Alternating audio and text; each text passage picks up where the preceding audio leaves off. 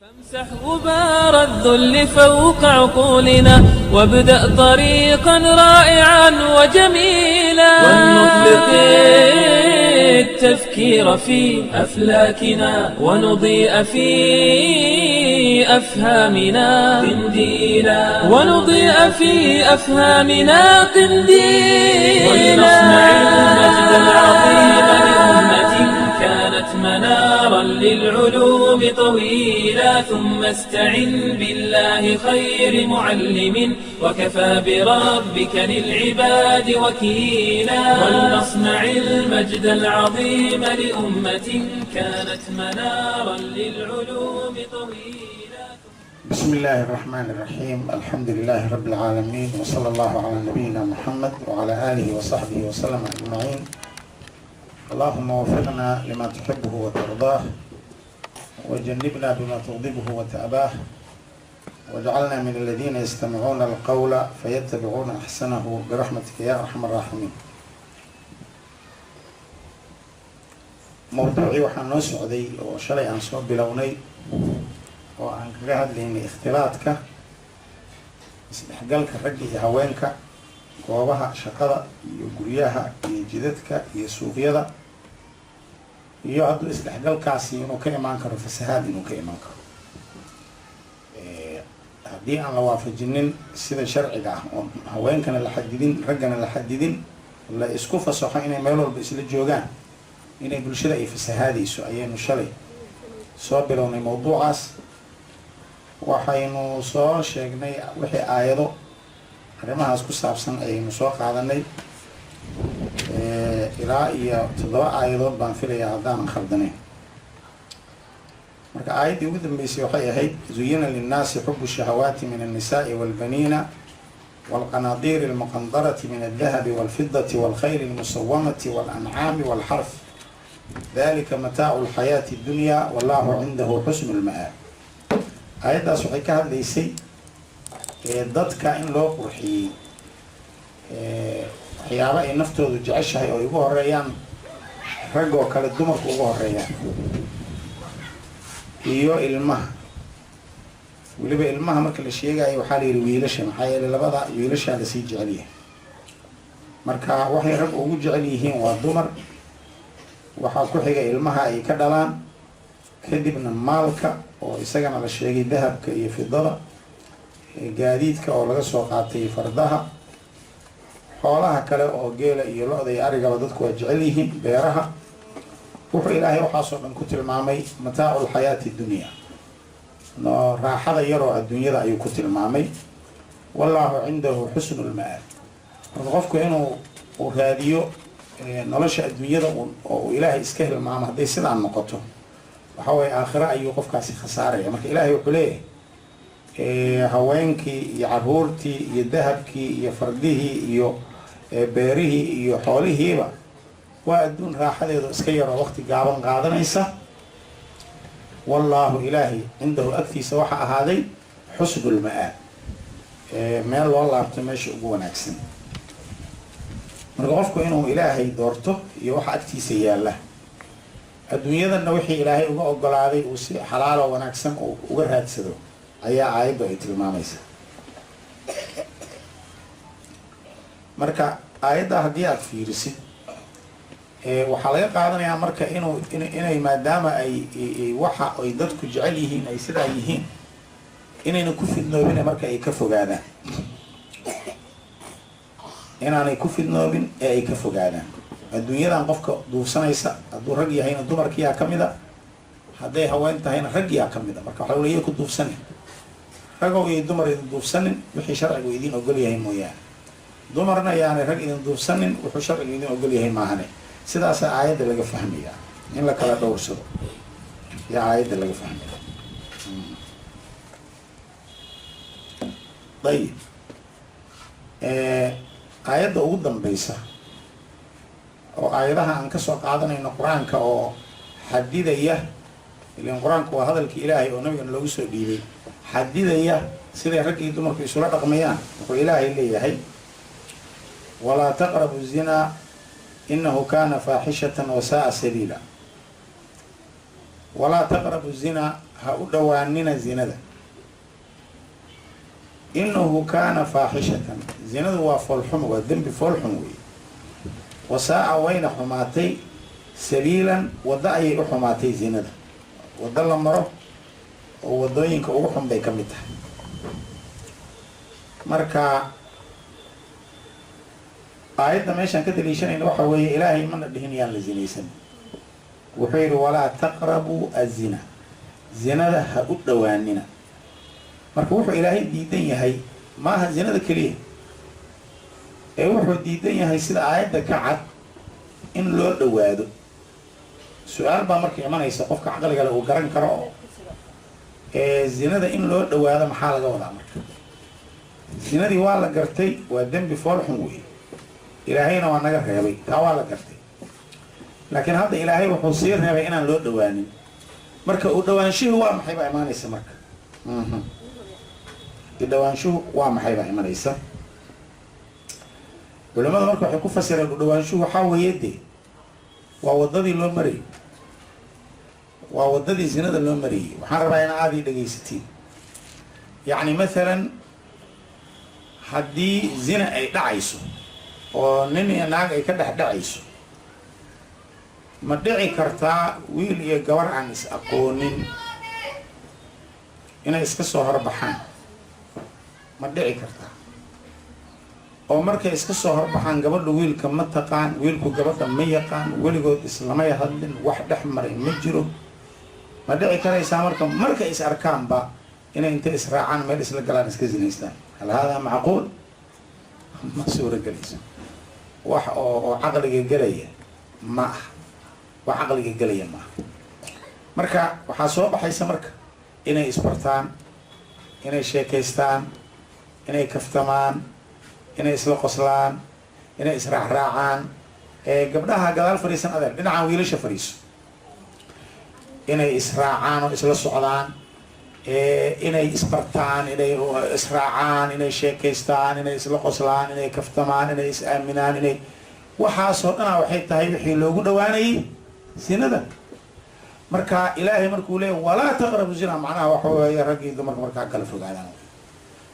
waxba looma baahna inay isbartaan waxba looma baahna inay kaftamaan waxba looma baahna inay faraka ciyaaraan waxba looma baahna isla qoslaan waxaasoo dhan waa u dhowaanshihii zinada marka inaan ka fikirnaa la rabaa yani qur-aanka markuu ilaahay wax noo sheegayo ilaahay dan gaara innaga nagama laha marka walaa taqrabu zina waxaa laba qofku inuu isweydiiyo talow zinaha u dhowaan baa lagu yiri maxaa loola jeedaa aan caddayna marka waxa weeye kullamaa ninku uu gabdho u dhawaado sinuu u dhawaado kullamaa gabadhana ay rag u dhawaato sinay u dhawaato macnuhu waa intaas walaa taqrabu zina marka labadii jinsi marka yay isku imanin ha kala teebnaadaan ha kala joogaan ha kala xishoodaan ha kala dhowrsadaan ha kala wixii dhex mari kara ha noqdaan xuduud yani wax aan dhaafsiisnayn xadkooda aan dhaafsiisnayn ilaan wax walba xad bay leeyihiin intii loo baahnaa keliya ha isweydiiyaan haddii xataa isla hadlayaan oo wuxuun si uun isku yaqaanaan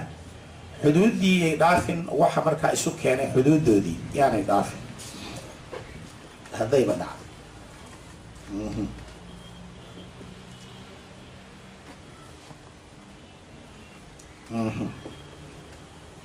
halkaa marka waxaan uga baxaynaa daliilka qur-aanka ku yaala ama aayadaha qur-aanka ah ee ina jihaynaya innaga si ay gabdhaheenna u fiicnaadaan wiilasheenna u fiicnaadaan raggeenna u fiicnaadaan dumarkeenna u fiicnaadaan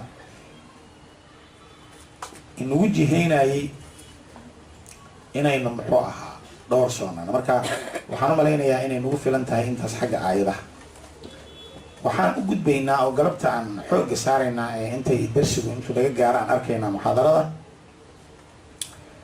aladilla min asunati shariifa muxuu nabigeena ka yiri sala allahu calayhi wasalam ragga iyo dumarka muxuu u jeediyey inay isdhex yaacaan hadda waa isdhex yaacsannahay innaga hadda cudurkii baynu dhexda ka fadhinaa hadafka aynu ka leenahayna waxa waa inaynu dawowno cudurku markuu kugu dhaco haddaad ogaatay inuu cudur kugu dhaco waa isdaweynaysaa laakiin haddaadan ogeyn gabadho haddii wiilal isaga dhex jirto la kaftamayso la ciyaarayso aanay ogeyn inay baxar ku jirto dee waa un waa dambay indhaha kala qaadi doontaa wiilkuna waa la mid. laakiin hadda innaga waa ogaanay inay khatar aan ku jirno, marka waxaan ka fir seen uga baxnaa. waxaan weydiinay ilaahay, wuxuuna weydiiyey, wuxuuna yidhi ilaahay waa noo sheegay qur-aanka, waa naga hadda kusoo aragnay intii aayadan soo qaadanaynay siday ragga iyo haweenka u kala saarayaan. tanaa ugu dambaysa, siinada ha u dhawaanin aa lagu yidhi. markaa jinsigii kale u dhawaataba sinaad u dhawaatay. muxuu nabigeena calayhi salaatu wasalaam uu arrimaha ka yiri? bal axaadiistan iyagana aada aynu u dhageysano. hadafka aan ka leenahayna waxaa isbedel. annaga waxaan rabnaa jaaniska hadda aan haysano maaha jaanisna soo maraya maaha, yani maalin iyo habeen kasta hadda way ku dhaafaysaa, kuusoo noqon mayso. shalay da-daada intay ahayd berri waa kasii weynaanaysaa, malakulmoodna usii dhawaanaysaa. marka waxaa la yidhaahdaa qofku intuu nool yahay wuxuu u haystaa fursad inuu naftiisa hagaajiyo, laakiin hadduu dhinto ma is-hagaajin karo. marka hadda waxaad haysataa jaanis aad isku daba qaban karto, waxaad ku toosin karto. marka waa inaad qaadato marka dardaarankii nabigeena sala allahu calayhi wasalam oo uu wuxuu kala hadlay ragga iyo haweenka. marka aan fiirina baldho aan xadiista soo qaadan. xadiiska koowaad cuqba ibnu caamir ayaa warinaya. wuxuu leeyahay ana rasuula allahi sala allahu calayhi wasalama qaal iyaakum waddukhuula cala annisaa. faqaala rajulu min alansaar ya rasuula allah afara'ayta alxamwa?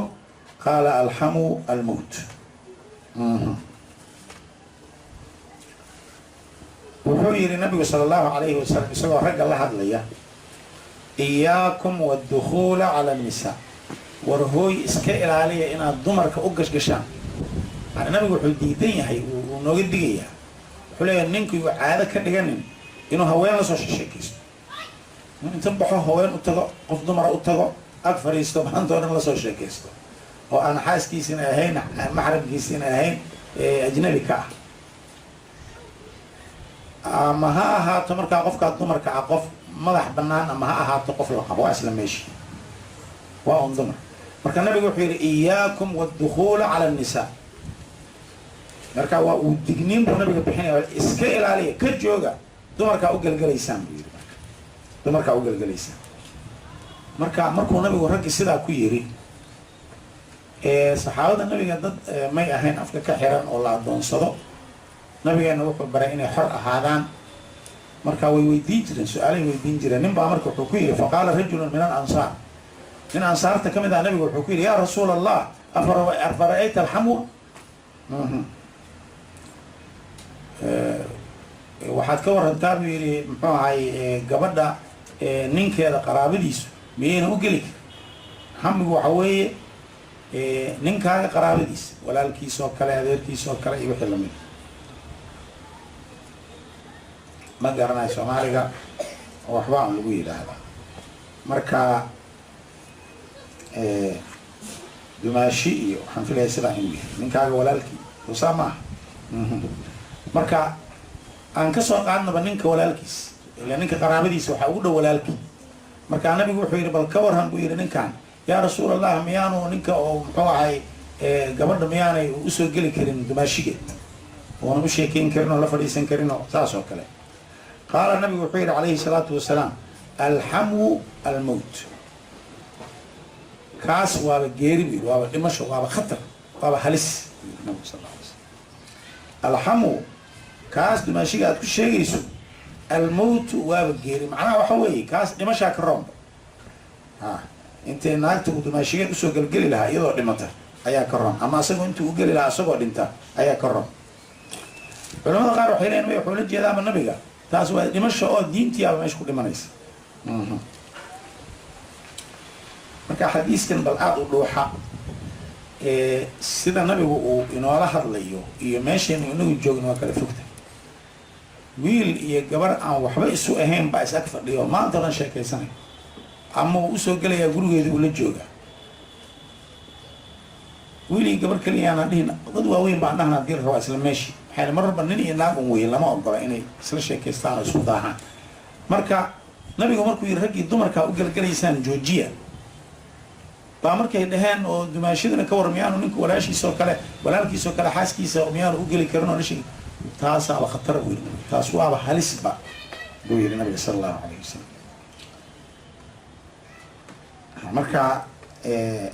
maskaxdaasi iyo habkaas uu u hadlaya nabiga iyo innaga habkaan u fikirayno inay iswaafaqdaan la rabaa. ma garanayo innaga si isu waafaqaysa garan maayo. innaga dad aan waxba isku ahayn baan hoosta iska soo gelinaynaa oo isla joogo hoosta isaga jira.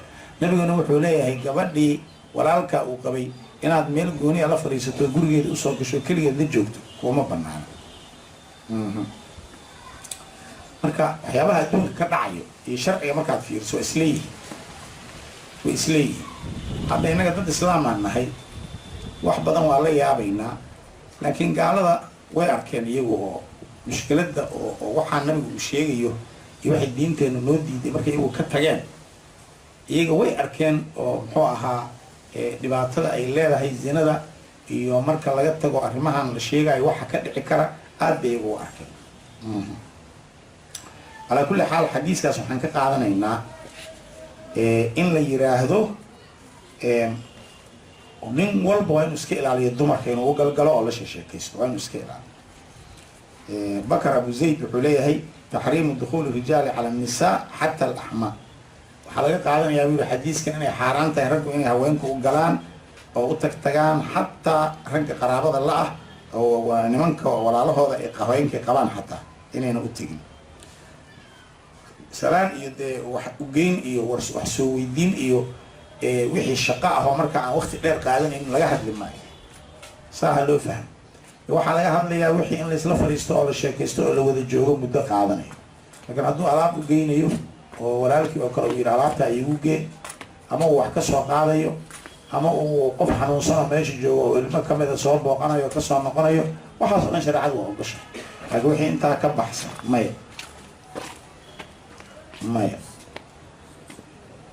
waxaa jirta qiso aan buug ka akriyey oo ay fiican tahay inaan sheegno. qisadaasi arrintan xamugay ka hadlaysaa. innaga soomaalida dhaqankeena maogtahay waxaas kama shakisanin, ma isdhahayno nin baa walaalkii xaaskiisa muxuu ahaa u daba maraya isdhihi mayno. laakiin waxaa dhacday oo qiso dhacday ahayd oo aada u yaab badan. waxyaabahaan akriyay waxaa ugu yaabka badan ka mid ah. nin baa muxuu ahaa wadamada carabtay ka dhacday baa la yidhi baabuur isagoo wata ayuu naag xanuunsan ayuu muxuu ahaa uu soo maray.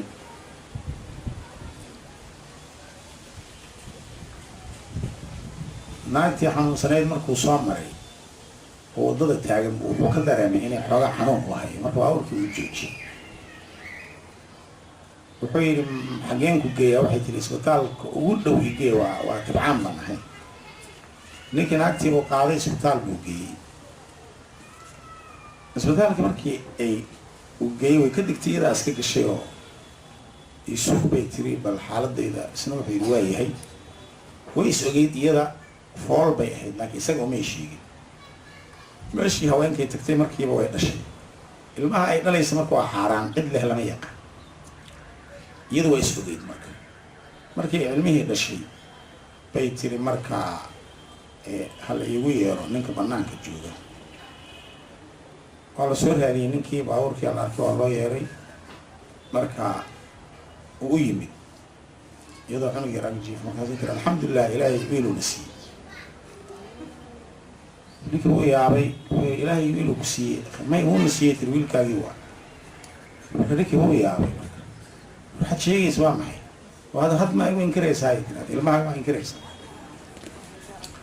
calaa kulli xaal naagtii ninkii way ku dhegtay. waxay tiri ninkaan ilmahan isagaa leh, inuu inkiruu rabaa la ii qabto. meeshii marka waxaa ka bilaabatay in wax la baarbaaro. ninkii marka ilaahay amarkiis kiiskii waxaa ogaaday naagtiisii iyo ilmihiisii iyo gurigiisa uu joogay, walaalkii uu joogay. walaalkiibaa gurigiisa joogay.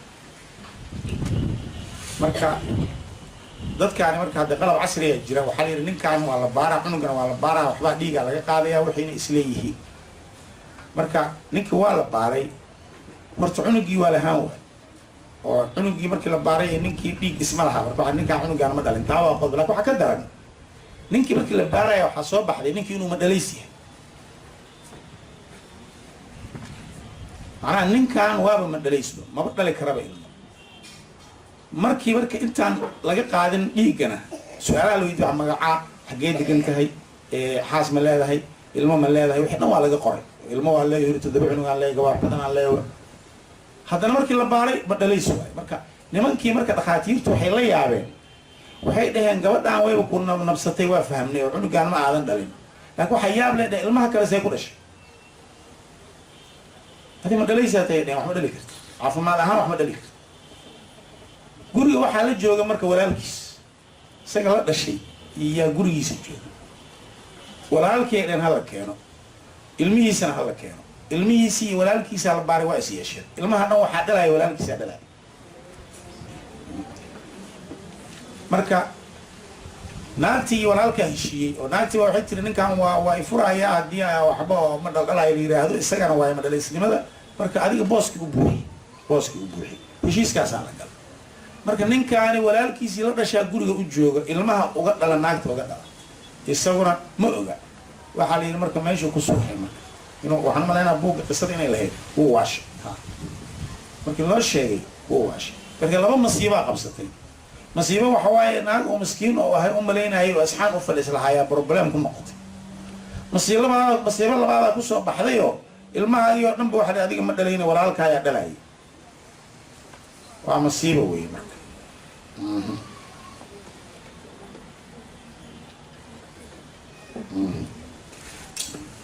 qisada marka waxaan ka akhriyey, kitaab baan ka akhriyey.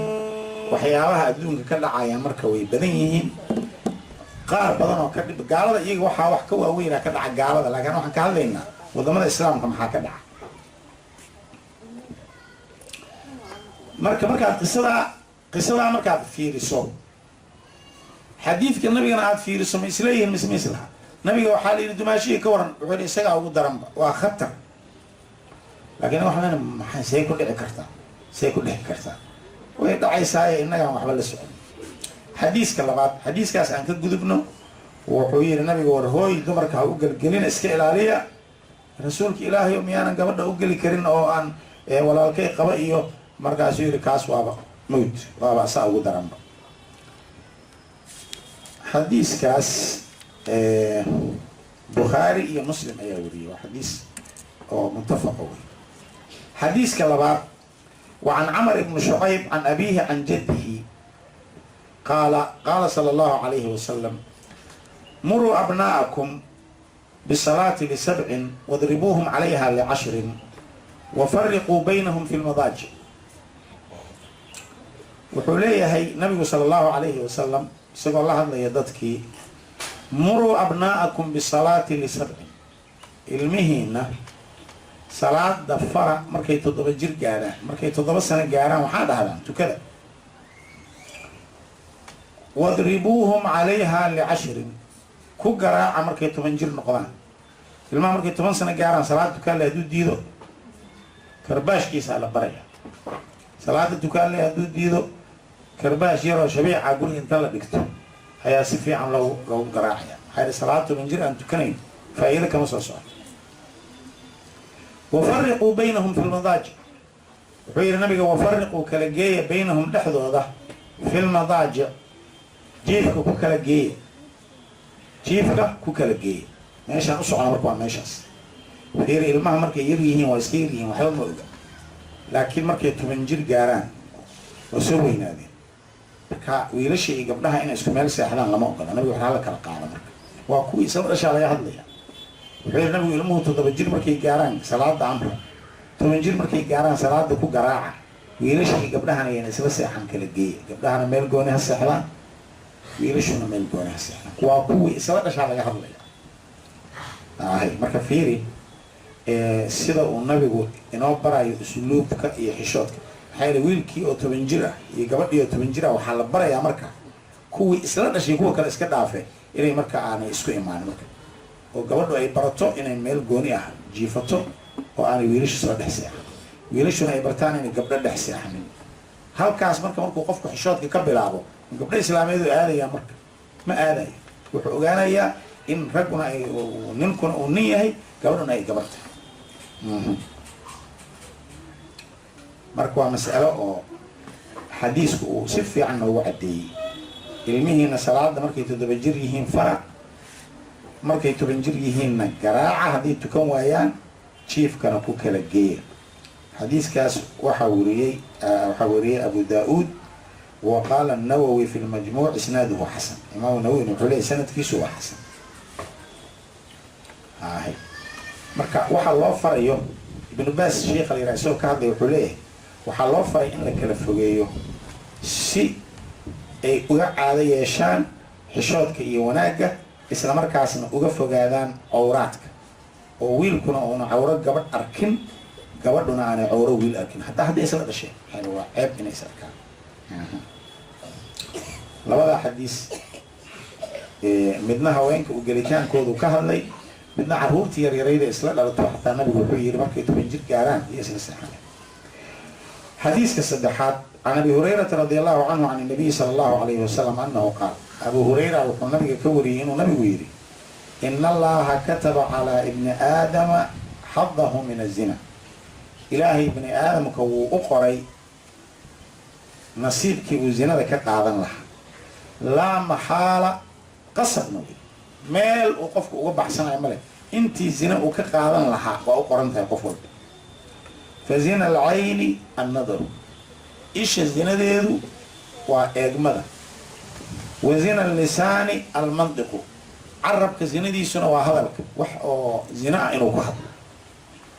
wannafsu tamanaa wa tashtahi, ay tatamanaa wa tashtahi, naftuna way tamaniyeysaa wayna ishtahaynaysaa, oo inay zinaysatay jeclaanaysaa, iyadana halkaasay iyadana ku tahay.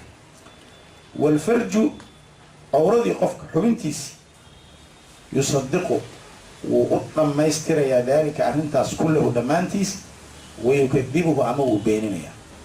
oo markaa qofkii markii indhihiisii ay zinadii galaan, oo hadduu nin ahaa uu dumar fiiriyo, hadday naagaheed raggii fiirsato, carabkiisii uu zinadii galo oo uu ka sheekeeyo ama hadalkeedii bilaabo, naftiisii ay damacdo oo zinadii ay damacdo, ugu dambeyn wuxuu yidhi markaa cawradiisii waa meeshii ugu dambeysay ayuu ku samayn wixii oo zinadii buu geli ama uu ka joogsan oo zinadii buu ka joogsan. haddii marka uu zinadii galo dee waa halaagsamay, hadduu zinadii geli waayana intaa hore ay ugu ekaanaysaa oo ay ugu ekaanaysaa. marka meeshan xadiiskan marka waxaan ka fahmnay zinada u dhawaanshaheeda waxaa ka mid ahaa fiirintii, waxaa ka mid ahaa ku hadalkii, waxaa ka mid ahaa naftaada inay damacdood iska jeclaato. zinada dembigeedii ugu weynaana muxuu noqonayaa markaad gasho. marka asheekh alcalaama ashanqiidi wuxuu leeyahay haddaba nagama qarsoon uu leeyahay ardayda waqtiyada ay isla joogaan meelaha ay wax ku baranayaan buu yidhi, wiilasha iyo gabdhuhu nagama qarsoona buu yidhi inay isdaawanayaan buu yidhi, oo wiilashuna gabdhaha fiirsanayaan, gabdhuhuna wiilasha. halkaa waxaa ka dhacday buu yidhi inay indhihii ka zinaysteen. marka mar hadday indhihii zinaysteen wuxuu yidhi soo ma dhici karta inuu ku xigsado farjigiina marka inuu zinaysto hadduu jaanis u helo. waa run. marka in gabdhihii wiilashii isu yimaadaan oo loo ogolaado inay indhaha ka zinaystaan oo isdaawadaan, oo loo ogolaado inay carabka ka zinaystaan oo ereyo badan isdhaafsadaan, oo loo ogolaaday inay istamaniyaan oo isdoonaan, intaa marka loo ogolaaday wuxuu leeyahay haddee zinadii inta dhimanaydna inay timaado markay jaanis u helaan cid diidi karta ma jirta. marka xadiiskan wuxuu noo sheegay isaguna sinada waxa ka horeeya oo ah fiirintii iyo dhegaysigii iyo maqalkii iyo kulli inay keeni karaan inuu marka dambe farjigiina uu galo. meeshaa marka maxaa laga fahmaya qof walba inuu iska ilaaliyo marka kooba ishiisa inuu ilaaliyo, oo gabadhuna aanay rag sii daadaawan, ragguna aanay dumar sii daadaawan. halkaaba lagu ekeey. aan kasoo gudubno xadiiska afaraad can umu salama radia allahu canha zawja nabiy sala allahu calayhi wasalam. umu salama oo xaaskii nabiga ahayd ayaa waxay leedahay ana nisaaa fi cahdi rasuuli llaahi sala allahu calayhi wasalam, dumarku xilligii nabiga calayhi salaatu wasalaam كنا إذا سلمنا من المكتوبة وحي أهايان هذي صلاة واجب كبحان لأن المساجد كي إيمان جرين هو النبي جاي صلاة لتو كان جرين عليه الصلاة والسلام قال بيسفن جرين روح لها مركي صلاة اللي قبحه قمنا هوريك استاجي جرين وثبت رسول الله صلى الله عليه وسلم نبينا وافقين جري وسجنان جري ومن صلى من الرجال وحي رق نبي لتو كذين ويسيف جرين ما شاء الله انت إلهي دوم فإذا قام رسول الله مركو النبي استاغو ماشي وفدي كسو صلى الله عليه وسلم أي قام الرجال أي رقنا استاغي جري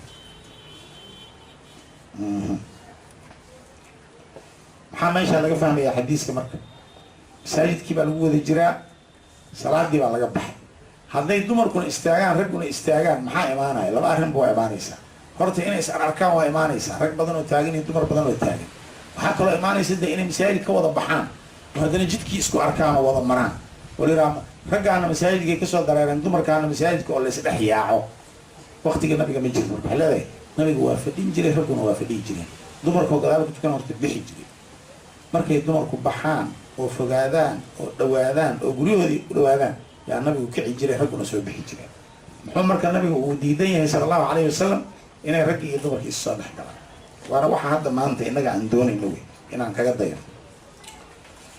wacan xadiiska ku xiga isagu la macno yahay wacan umu salamata aydan isla iyadaa waxay werisay qaalad waxay tihi kaana rasuulu llahi sala allahu calayhi wasalam idaa sallama rasuulka ilaahay wuxuu ahaa markuu salaamo naqsado qaama annisaa'u dumarkaa kici jiray xiina yaqdii tasliimahu markuu nabigu salaamo naqsigiisa guto ayay dumarku hore ka kici jireen wayamkuthu huwa fii maqaamihi nabiguna wuxuu iska joogi jiray oo ku nagaan jiray booskiisa yasiiran xoogaa qabla an yaquuma intaanu kicin qaala raawi wahuwa zuhri weeye wuxuu yidhi naraa waxaan arkaynaa wallaahu aclam ilaahay baa og laakiin waxaan u malaynaynaa buu yidhi ana dalika sababtuu nabigu usii fadhiyaya inay tahay fadhigaasi kaana inuu ahaa likay yansarifa annisaa'u si ay dumarku u tagaan qabla an yudrikahunna intaanu soo haleelin axadun min arijaal qof ragga ka mida oo nabigu wuxuu fadhiga ugu sii daahayaa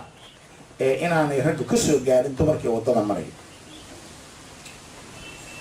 ibnu xajar markuu xadiiskan sharaxayay fatxubaariga wuxuu ku leeyahay وفيه اجتناب مواضع التهم وكراهية مخالطة الرجال للنساء في الطرقات فضلا عن البيوت حديث waxaa ku jugsugan buu yidhi in la rabo qofka muslimkaa inuu meelaha tuhun kale ka fogaado dee haween rag ku dhex jirta ama rag haween ku dhex jira waa masalo tuhuna wey وكراهية مخالطة الرجال للنساء iyo inay karaahiye ay tahay oo la necab yahay inay rag dumar dhex galaan في الطرقات جدتك إن يسكت كلام فضلا عن البيوت قريها إسكبداي اللي النبي جيبها صلى الله عليه وسلم أيام محوها صلاة دي مركز لقب حولي بعبادة لقى صوب حي وكائل علينا يعني وضوء الإسلام مران يعني وضوء الإسلام مران مركز مسألة خطر وي إننا يعني ماشي أنا عن مرة إن هذا حالك ما في يعني حالك ما في يعني قبل دي وحلقيها بقى يولش إن يسبح كلام inay lagu wiil dhexdooda fadhiisataba ee weliba garbaha ku dhigto weliba hadda aakhiru zamaan bay noqotayo waxaan moodaa xishoodkii inuu dumarka raggii baa la xishoonaya dadda mararka qaarta tacajub kulley intaan arkayno waad yaabaysaa waxaad arkaysaa rag baa halkaas fadhiya dumarna halkaasay fadhiyaan inta badan raggii mid kamid inta kaco dumarka u tegi maayo laakiin dumarkii mid kamid a cararaysa raggii dhex fadhiisanaysa wax lala yaabo maxaad ku dhahaysaa marka ma garanaysid وحبا اسبدلي حديث ككلا عن نافع عن ابن عمر قال رسول الله صلى الله عليه وسلم ابن عمر باو حليه النبي وحو يري لو تركنا هذا الباب للنساء مساجد كيبو النبي مركا لغا بخاي وحليه هي الباب دي سميت كميده والنبي يقول لي رك iyo dumar yaanay ka wada bixin hadaan u dayna dumarka ka warama oo markay dumarku salaad dukadaan halka albaab cid kale aysan ka bixin ayaga maahan قال نافع وحيري فلم يدخل منه ابن عمر حتى مات الباب كاس حتى هدينا مساجد كنا عاجل جوجين ابن عمر كمان بيحجري ونجري الباب كاس هوينك وخاسي muxuu nabigu marka albaab dumarka ugu khaas yeelayaa way su-aashu waa iska caddahay waxaa inayn isu imaanin raggii iyo haweenkii yani masaajidkii baa laga baxayaa albaabkii ragna waa ka baxaya dumar maya nabigu wuxuu yidhi haddaan albaabkaas marka nabigu wuxuu u daayey albaab dhanbu wuxuu u daayey muxuu ahay dumarkii markaasaa imaamu albani wuxuu leeyahay bal wasanaca wuxuu ilaahay uu sameeyey iyo nabigiisu alwasaa'ila lilmuxaafadati calaa xaalati tabaacud in la ilaaliyo xaaladda kala fogaanshaha ragga iyo dumarka wa cadamu alikhtilaadi bayna aljinsayn inaanay isdhexgelin labada jinsi rag iyo haween cinda alkhuruuji min almasjid waadukhuuli ilayh masaajidka marka laga baxayo iyo weliba marka la gelayo inaanay isdhexgelin famin dalika anahu afrada fi lmasjidi baaban khaasan lilnisaa taa marka waxaa ka mida buu yidhi inuu masaajidka uu ka yeelay albaab u khaas ah dumarka yadkhulna waykhrujna minhu albaabkaasoo ay ka gelayaan keligoodna kasoo baxayaan laa yukhaaliduhunna walaa yushaarikuna fiihi rijaal aanay ragku marna kula shuraakoobaynin albaabkaas waxaa kaloo imaamu bukhaari kitaabkiisa uu baab ka dhigay baabu surcati insiraafi nisaa'i min asubxi wa qilatu muqaamihina fi lmasjid baab kitaabka bukhaariga baab ku qoran buu ku qoray wuxuu leeyahay wuxuu u baab yahay surcati insiraafi nisaa'i min asubxi degdega ay dumarku salaada markay ka baxaan ay uga baxayaan masaajidka wa qilatu muqaamihina fi lmasjid iyo siday u yarayd inay masaajidka sii joogaan markaasuu xadiiskan soo qoray can caaishata radi allahu canha qaalat caaisha waxay leedahay kunna nisaau lmu'minaat waxay ahaayeen gabdhihii muuminaadka ahaa waqtigii nabiga calayhi salaatu wasalaam yashhadna kuwii xaadiroo yimaada maca rasuulillaahi sala allahu calayhi wasalam nabigay la imaan jireen salaata alfajri salaada subaxi mutalaficaatin iyagoo ku duuduuban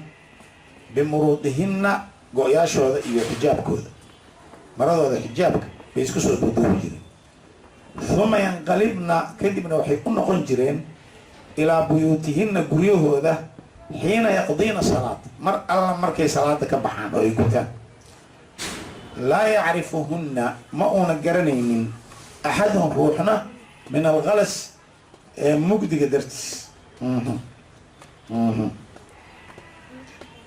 weliba qalaska waxaa la yidhaahdaa mugdiga ama ahe waa markuu mugdiga iftiin yar soo dhex galo ilan salaada subax markii laga baxo marna waa habeenoo weli mugdigaa jira xoogaa yarna iftiin maalimeedna waa ku dhex jira marka iyadoo mugdigii ay weli tahay oo aan la garanaynin laakiin mugdi oo ah iftiin yar soo dhex galay ayay carari jireen oo meesha ka carari jireen riwaayo kaloo nasaa-i uu leeyahy waxay leedahay fa kaana idaa sallama markuu nabigu salaamo noqsado insarafna gabdhihii iyo haweenkiibaa bixi jiray mutalaficaatin iyagoo ku duuduuban oo hagoogan bimurudihinna jalaabiibtoodii falaa yucrafna lama aqooni jirin qof ay tahay min algalas mugdiga darti marka ilaan fiiriya salaada subaxi haddii gabadhu sii joogto waagaa soo cadaanaya markuu waagu soo cadaadana dee waa la arkayaa ma og tahay marka iyagoo awalba asturan oo korkooda dhanba qarsoon yahay iyo haddana waxay sii jeclaayaan mugdiga haddana subaxi inay kusii dhuuntaan marka bal dadkaas fiiriya akhlaaqdoodii waa haween waa asturan yihiin salaadii bay tukadeen haddana ma rabaan inay jidka rag isu sii dhex galaan horey ka xaran iyo innaga xaalkeenna waxba aada u kala fog ayib aan kasii soconno xadiiska sideedaad وعن أبي هريرة رضي الله عنه قال أبو هريرة وحلقه ولي إنه يري قال رسول الله صلى الله عليه وسلم رسولك إلهي وحيري خير صفوف الرجال أولها وشرها آخرها وخير صفوف النساء آخرها وشرها أولها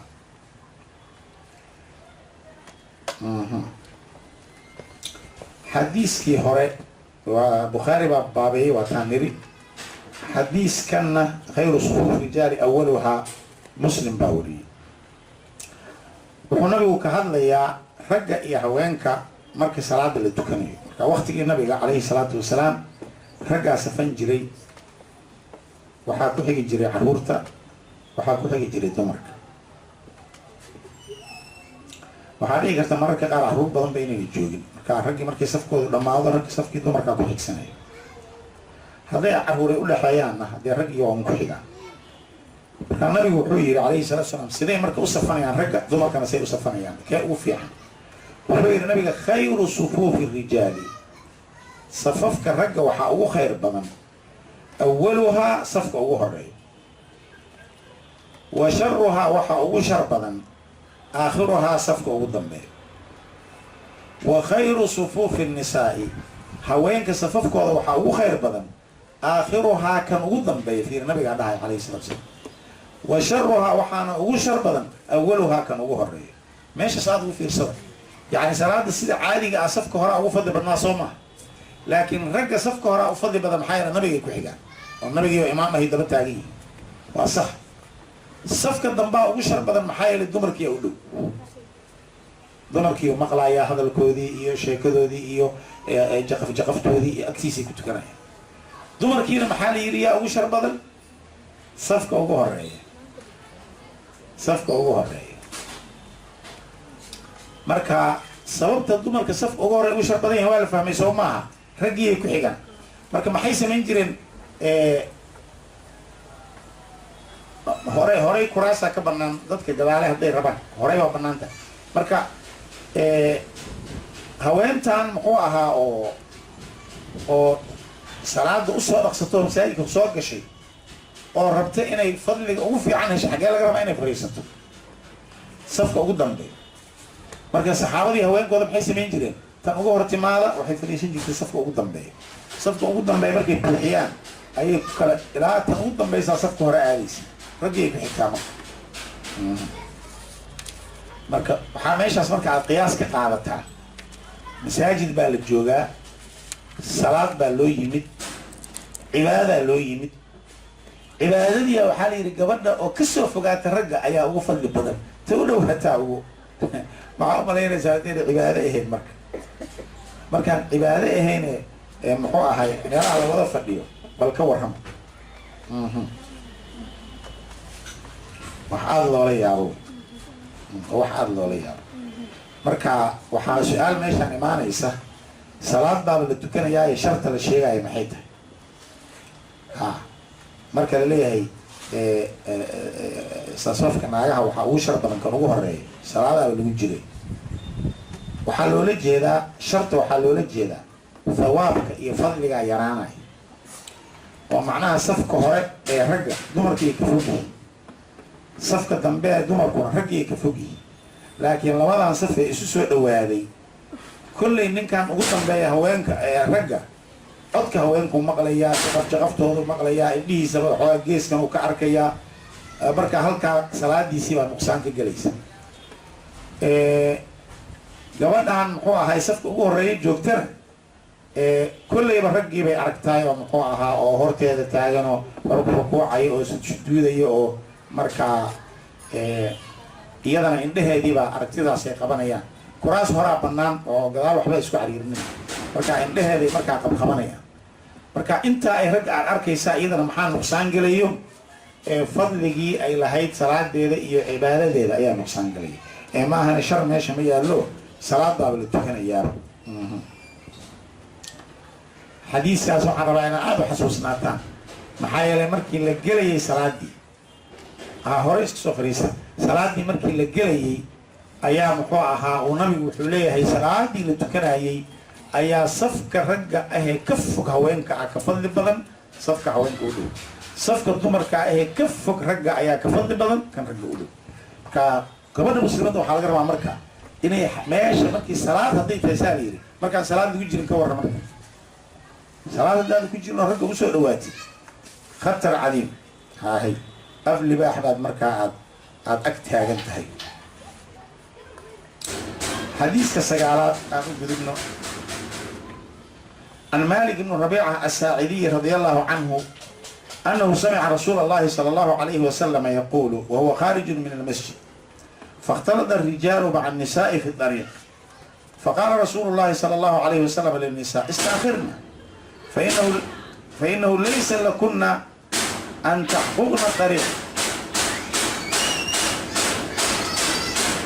عليكن بحافات الطريق.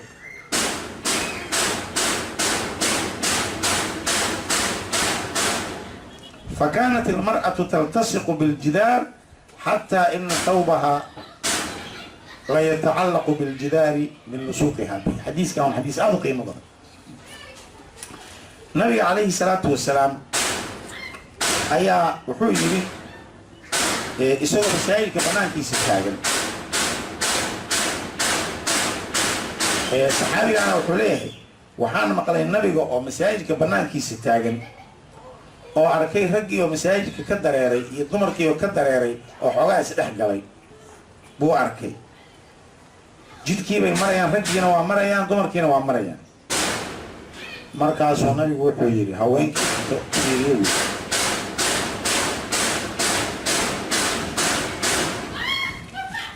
istaakhirna buu yidhi, haweenkii buu yidhi dib u joogsada, fa innahu laysa lakunna ma lihidin idinku أن تحققن إن برتن كمرتان الطريقة جدك دم جوك سدود حق ملي هدين وضد برتن كذا إن مرتان عليكن وحال إن كربابوي ودليلهم بحافات الطريق جدك جيسيس مركفير وآلاب نبو نبري جدك إن الأمر رجو جدك لحظة كمركان ثم كنا وإني جيسهم dumarkuna waa inay geesaha maraan. marka haddii waddada la rabo in la maro ile mar haddii wadda la marayo waddadii ragna waa marayaan, dumarna waa marayaan, oo ma la dhihi karayaan la marin waddadii. laakiin haddiiba jid la marayo waxaa la yidhi dumarku waa inay geeska maraan, marka derbiyadu waa inay isku dhejiyaan, raguna waa inay dhexda maraan. markaa nabigu dumarku u sheegay wuxuu yidhi istaakhirna dib u joogsada, fa innahu laysa lakunna ma ulihidiin xaq أن تحققن الطريقة إن أدوضد برتن كذا المرتان عليكن بحافات الطريق وعلى إنكر بابي طريق جيسيس مركي النبي وسيدا يرين هذه النبي محيي يعني حقوق أنا مال ولا دعي رجعنا لقيت علي هي وحنا نجوا فهم وينيو محوها ما يسنجلين. فكانت المرأة تلتصق بالجدار waxay ahayd gabadhu midii isku dhajisa derbiga markay soconayso xataa ina thawbaha ilaa maradeeda la yatacallaqu biljidaar derbiga uu qabsanayay min nusuuqihaa bihi ku dhigitaanka ay ku dhigantay derbiga. yani haweenku waxay bilaabeen inay isku saxaan derbiyada markay jidka marayaan. gabar walba ay jid derbiga isku saxdo oo ay markaa ka fogaata ragga ayay bilaabeen, leannu nabiga u sheegay sala allahu calayhi wasalam. marka waa aadaab uu nabigana baray. xadiiskaas abu daa'uud ayaa wariyey, waxaa kaloo wariyey ibnu xabbaan fii saxiixihi, imaamu albanina wuxuu ka dhigay xadiis xasan ah kitaabka silsilat alxaadiisi saxiixa. marka waa nabigan oo xalinaya mushkilad raggii dumarkii waddada wada marayo arkay ma jirto yidhi saas. dumarkiiba markii yidhi idinka dib u joogsada ha dhex yaacina ragga, xaq uma lihidin waddada bartankeeda inaa martaan geesaha mara. gabar kastoo muslimada waddo kasta markaad marayso isku day gees inaad martid. laakiin waa haddii kuraasaa banaan adeer soo gala iska soo fadhiisa, horeyaa banaan horey haddaydan aan si kala mushkilad idinhay. marka calaa kulli xaal nabigeena calayhi salaatu wasalaam kuraas horaa iska banaan, horeydaana iska banaan. waxaa fiicnay dadka oo hore u yimaada inay si gadaal u banaanaato. hore marka la baneeyo qof kasta wuxuu moodayaa inay meelna banaaneen. marka waxaan rabaa gabdhuhu annaga labaan u kala baxaynaa, ma ka hadlayno qof hawadiisa raacay. gabadhii rabtay inay hawadeeda raacdo siday rabtay yeesho waxaan leenahay iska yeel, mirihii aad ka guratana waxba ha naga siinin. taas reer galbeedkaa ku daalay. laakiin annaga waxaan ka hadlaynaa gabadha rabtay inay wanaagsanaato maxaa laga rabaa. waxaa laga rabaa waddada markay marayso inay dhinac marto, bartanka inay qaado oo rag ay muxuu ahay wejiga u saarto maya. laakiin hadda raggiianba kula garanayno iyagana laga yaaba inay geeskii kuula yimaadaan adigana adoo geeskii maraya inuu kaa hor yimaado ilaan aqoontii aan ugu yaray ayib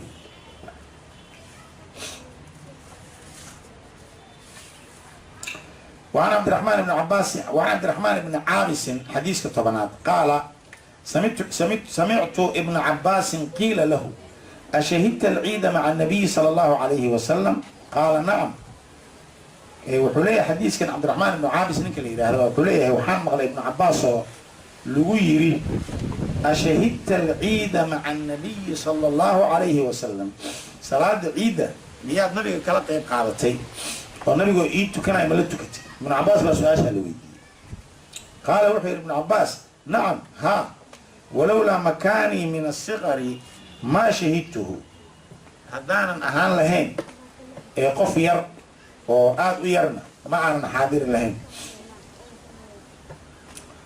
حتى أتى العلم الذي عند ذلك كثير ابن السرت إلى النبي ويمي تاج ير أو كويا له قرية كثير ابن السرت أكتيسة فصلى نبي ماشى سو صلاة العيد ذاتك كتجي ثم خطب كذبنا وهو خطبة ذي أو ذاتك وخطبة جدي يقول صلاة العيد خطبة وحا هرية صلاة ثم أتى النساء كذب مركو رجي خطبة هو دمي انتو كسو تقول دمر كوين ومعه بلال يسوى بلال ولا صعده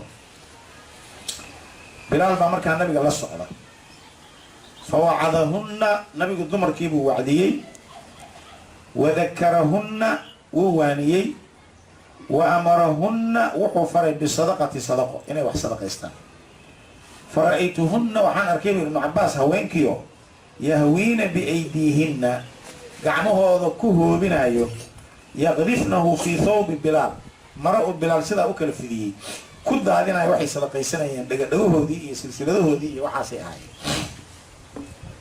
ثم كبعدنا انطلق وبحي هو نبغه إيه وبلال إلى بيتي يقول لك نبي آذين حديث كاس بخاري بقولني ما كحديث حشية معناها إيد فير اللي اسمه دحجل ضمر كي رجل ليس دحجل ضمر كنا ميل بيستاجن رجلنا ميل بيستاجن مركي صلاة دي لقى بحينا نبي ورجي وعدي انتو بحي وهذا الضمر كي متجيو وهذا وعدي أقبتي أو جارة أو ضمر كأو جارة أيوة هذا أقبتي وعديgaas isagana wax ka sheegna way qayb kamid nabi wuxuu yiri sadaqaysta waxaan arkay inaan naarta u badan tahay kaasay dhayaa rasuulullah maxaa naarta lagu badiyay markaas yiri waxa afkiina ku badan lacnada oo had iyo jeer lacnad kugu dhacday inkaar kugu dhacday iyo baad ku haysi waana had iyo jeer hooyooyinka guryaha dhibayo guriga markay joogaan waa on ridayaan mar ilmaha ku rido mar odayga ku rido mar qofka la jooga ku rido hawsha markay qofku ka badato maanta oo dhan way ridayaa baash marka nabiga lacnada badisaan baad haaraamaysan marka aragti taasi marka waxay keentay in la idin qoray lama waxa la qorayaa dambi ku noqonaysa mid labaad wuxuu yiri abaalka ragga ayaad meel uga dhacdaan buu yiri abaalka ragga ayaad meel uga dhacdaan ومركا إيادنا مركا علماء way ka hadlaan oo waxay yiraahdaan hadii haweenta ninkeeda uu asxaan kasta u sameeyo hal maalin markuu wax ka qaldo waxay dhahdaan weligaa waxaan kugu arkay ibidka khayrkaaga lama arkay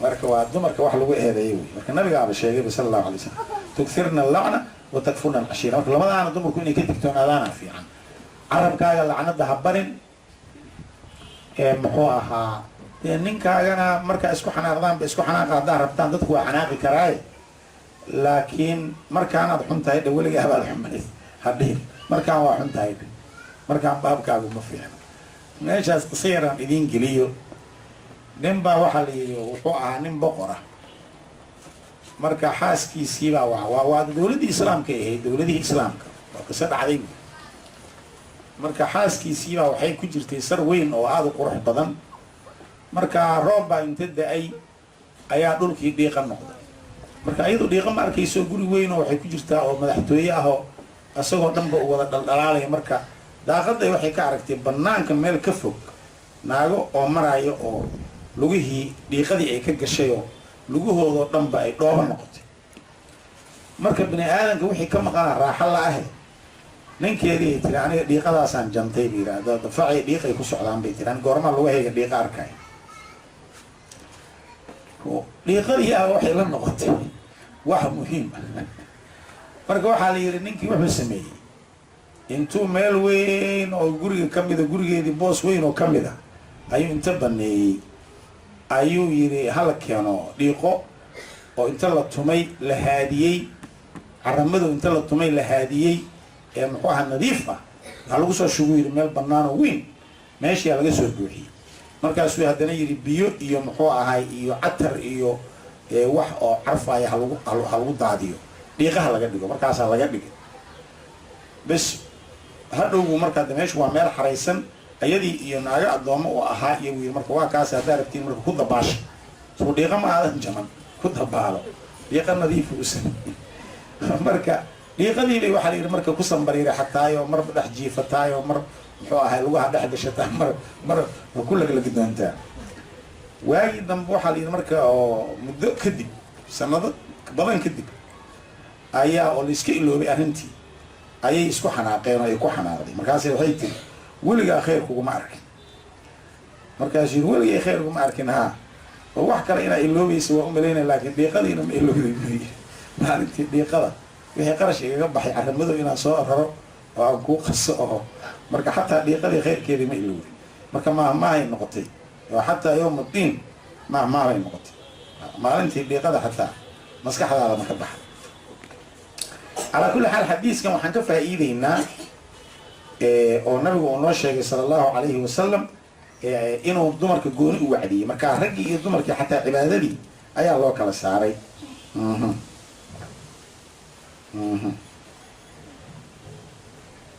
ayib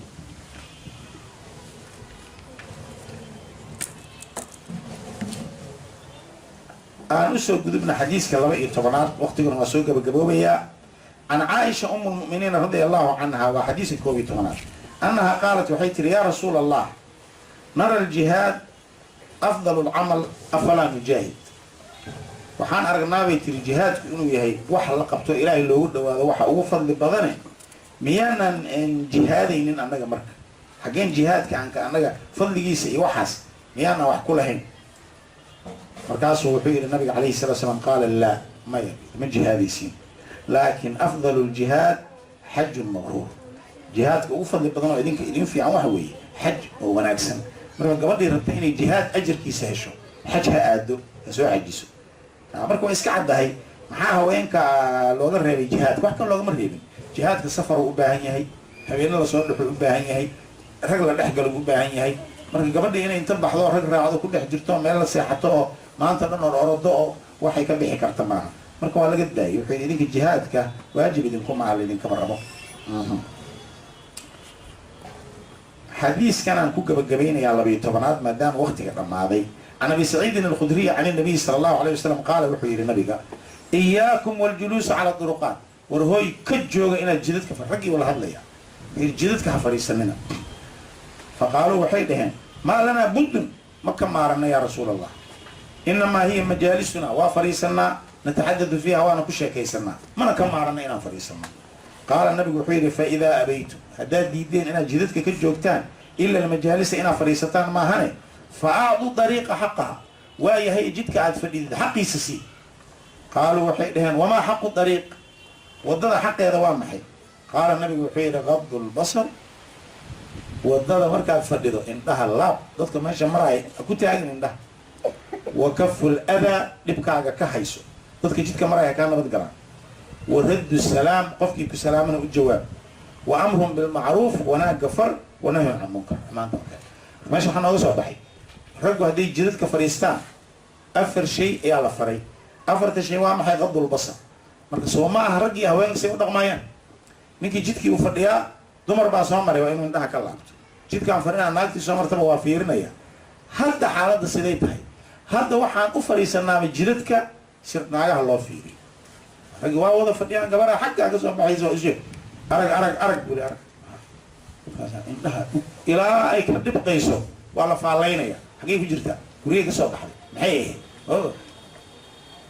النبي يقول كدي أي واتاس يقول النبي جد كها فريسنا وفريسنا وبشيء كيسنا حقي سيا حقي سمحوا غض البصر وتكلم ده كنت أجن كلا معاك ولا كم ده كف الأذى ضدك هدمن هذا إناد في رسالة دبكيا هد السلام هديك سلامان الجواب عد جد كمريس وناجي إن فرح وما عندنا إن الربا مركو قفك جد فريسته وحال جرب إنه أفرتاه ولود وفوليو إلى لبي طبعا حديث أنا تصو آخر نسمع لبي طبعا كحديث وحين نشيء جايين أسلوب ونبي إنه نبرة أو إن هبونين كي هوين سلحياء مركا وإن هو يول با أي المها يذكرته أسلوب كاس وإن الجبر والبقاته إن إلهينا للربو النبي قلنا للربو إن يرجع كدور صنعته وحسال يقولي هنا وحوايه هذه قالوا إلى علينا يا شرفت هذا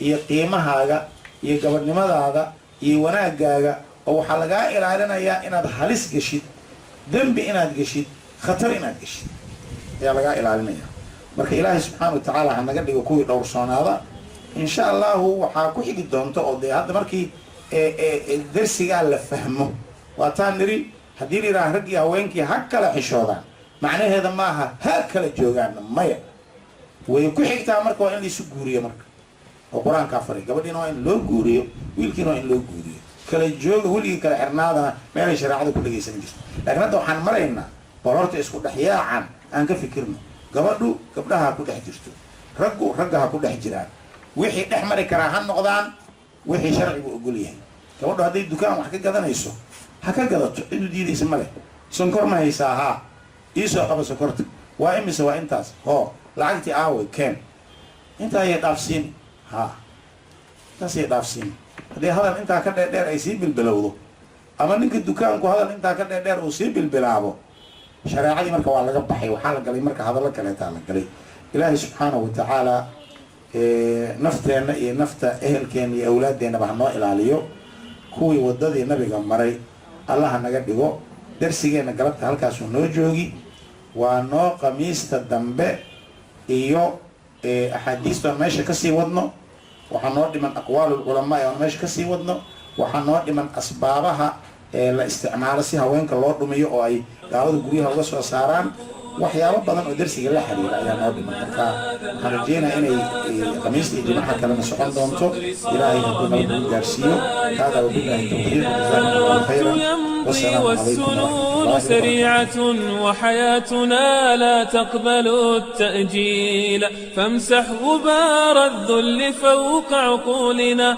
وابدأ طريقا رائعا وجميلا ونطلق التفكير في أفلاكنا ونضيء في أفهامنا قنديلا